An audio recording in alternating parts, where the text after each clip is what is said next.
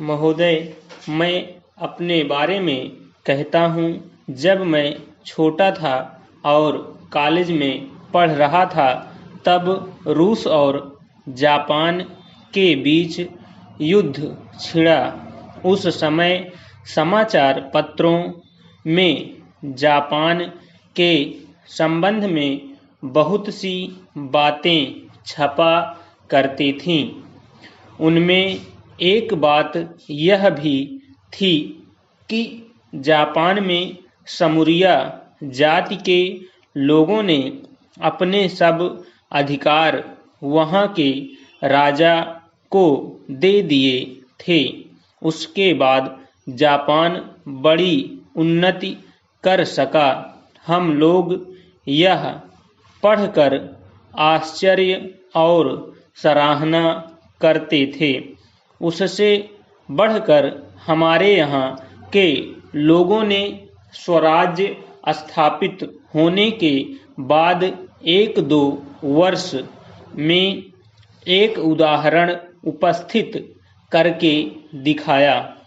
हम भी अपने हजारों वर्षों के इतिहास को नहीं भूलेंगे। जो रियासतें अलग अलग स्थापित हो गई थीं और एक प्रकार से भारत कई टुकड़ों में बंटा हुआ था, वे सब टुकड़े एक हो गए। आज ब्रिटिश भारत और देसी रियासतें मिलकर एक हो गई हैं। उसके बाद हमारे सामने यह प्रश्न आया कि भारत के लोग केवल स्वराज्य से ही सुखी नहीं हो सकते, उनको किसी न किसी प्रकार सुखी बनाना है। इस संबंध में सरकार ने अपनी ओर से प्रायः सभी राज्यों में जमींदारी और जागीरदारी उन्मूलन के कानून उपस्थित किए और वे कानून पास हुए। प्रसन्नता की बात तो यह है कि बहुत से स्थानों में कानून उन लोगों की स्वीकृति से तथा उन लोगों की सलाह से पास किए जिनकी जमींदारी और जागीरदारी समाप्त हो जानी थी।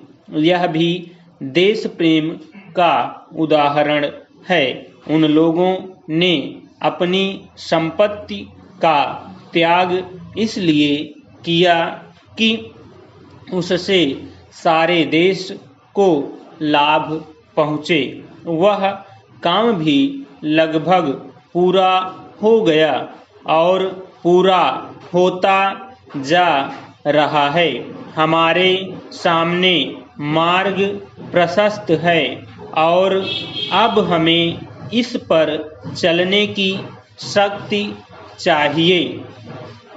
हममें परस्पर कभी-कभी इस प्रकार की संकुचित धार्मिक अथवा सामाजिक भावना देखने में आती है, जिसके कारण कभी-कभी लड़ाई झगड़े हो जाते हैं। हम इस चीज को भी दूर करने का प्रयत्न कर रहे हैं।